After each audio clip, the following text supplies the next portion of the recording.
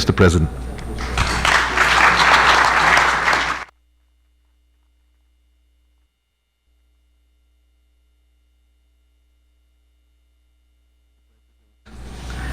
Honorable Secretaries, ladies and gentlemen, please allow me on behalf of the ASEAN Business Club to thank you, sir, for kindly welcoming us to your beautiful palace today and sparing some time in what is an incredibly hectic schedule, we can tell. The ABC was set up some 4 years ago by 10 of us, 2 from 5 key ASEAN countries. We have since grown our membership. We are a gathering of ASEAN's largest businesses. We make no apologies for being large businesses. We think that till then, the large ASEAN companies were not so engaged in the process of ASEAN economic integration. We think we have much to contribute to support the ASEAN economic community, to give our perspectives, as many of us are operating across the region. I think all of us are ASEAN multinational companies. And just to share with you, sir, we have some concerns about the time frame that we have towards the AEC 2015. Is only a year and a little bit, and there is much to do. And I'd like to say that we, as a business community, are ready and willing to help. Many of our members are here today. We have 45 of us, 32 from Malaysia, Indonesia, Vietnam, Cambodia and Thailand, and the rest from Philippines.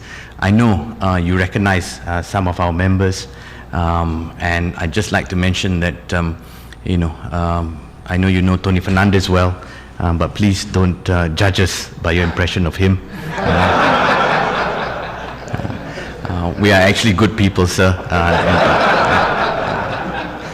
And we just like to do business, and we hope that governments will facilitate us doing business across ASEAN. Sir, with that, once again, thank you very much for your hospitality, sir. Thank you.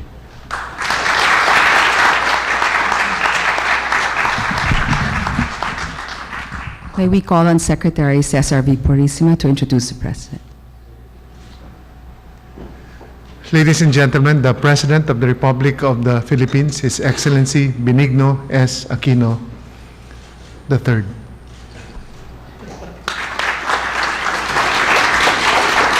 Thank you. Please down. Secretary Cesar Purisima, Secretary Greg Domingo, of course, Mr. Jaime Augusto Sobel de Ayala, Datos Reyna Rasak, delegates of the ASEAN Business Club, honored guests, ladies and gentlemen, good afternoon. First, let me apologize for making you wait. I'm sure your time is very precious. I was undergoing an interview by a publication that has paid scant attention to us, and I was maximizing the time, lest there not be a second opportunity. Okay. In our increasingly globalized milieu, the dynamics that apply to heads of state and government, all other leaders, including CEOs, presidents, and directors like yourselves. I believe we can all agree that our operations function more smoothly when we are given the chance to interact and work together, to exchange best practices and even coordinate efforts towards achieving inclusive and sustainable prosperity and progress. This is, after all, the principle behind, I understand, the ASEAN Business Club. Another idea I hope you will likewise agree with is whether we are leaders of a company or a country, is it not true that our driving force must be the betterment of people whose lives we are responsible for? As captains of industry, are you not concerned about your employees, your consumer base, and the communities who play host to your facilities? After all, you would not have reached such success today without understanding the truth that your business growth has always relied and still relies on the millions of people that you interact with. These are the very same truths that have ignited the resurgence of our country. Whenever my administration is lauded for the progress our country has made, we are always quick to remind the world the transformation of the Philippines is an achievement built on the shoulders of a people prepared to undertake the difficult task of reform together. It began back in 2010 when our countrymen took a stand against corruption and impunity and gave us the mandate for change, a mandate we would fulfill by eradicating corruption and fostering inclusive, equitable growth. My administration has been doing precisely this for almost 4 years now. Whether it is cutting down red tape to allow businesses to set up shop more easily, or plugging leaks and instituting reforms in our budgeting process, whether it is making massive investments in our people through skills training and education, health and social services, or enhancing the state of national infrastructure, every single step government has taken has been for the welfare of the Filipino people. The commitment to good governance has already borne fruit. Just to give a couple of examples, the Philippines has consistently bucked the global trend, with economic growth remaining high and even surpassing our targets. This is partly because, to a certain extent, external volatility and subdued global demand has not affected the country since we are neither resource-dependent nor export-oriented. The IT BPO sector continues to remain a strong driver of growth, while manufacturing is experiencing a resurgence because of, amongst other factors, robust domestic demand. This strong domestic demand is another indication of the potential that investors see in the Philippines. On top of our administration's commitment to good governance, strong macroeconomic fundamentals, and the credit rating upgrades we have received from all three major credit rating agencies, placing us at investment grade or higher. No longer are we the sick man in Asia. We are now Asia's bright spot, a viable destination for investments and tourists. Our countrymen have also seen the benefits of good governance in their lives.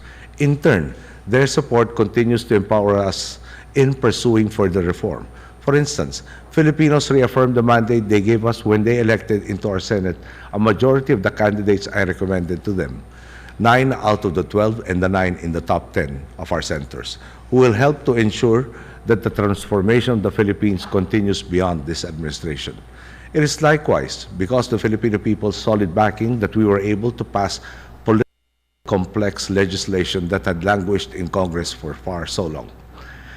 It is because of them that a just and lasting peace in the southernmost part of our country is finally within our grasp, fostering greater stability across the entire archipelago. Together, we Filipinos are spurring a virtuous cycle of empowerment and growth, whereas more people are empowered to take hold of opportunities opening up in society, the engines of growth then shift constantly towards higher and higher gears. This is the context in which our visit occurs. A government fully committed to service a revitalized economy and a people with a renewed optimism and desire to take part in nation building now and in the future, towards creating opportunities for all. In this case, all includes businessmen like yourselves, and I encourage you to make the most of your time here, whether in your attendance to the World Economic Forum on East Asia or in meetings amongst yourselves. This is the time to expand your connections and forge stronger relationships with your Filipino counterparts. The success story of the Philippines thus far is proof positive that, with the desire to uplift our fellow men and the dedication to work alongside each other, we can reach greater heights. May I invite you then to consider joining us, working with us even more in harnessing the opportunities and potentials in our country today.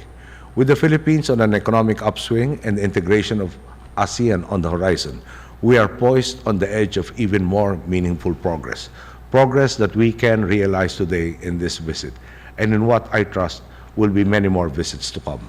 Once again, welcome to the Philippines. And before I bid you a good day, may I just say that responding to the comments made earlier, when we started out, we really felt that there were so many problems that made me remember one of my father's favorite songs, which was The Impossible Dream. Everything that had to be done seemed to be so much impossible. That was when we started. Today, when we are confronted with problems, we tend to see the opportunities that those problems present before us. So with that in mind, may I encourage you to think about that thought. Good day to each and everyone.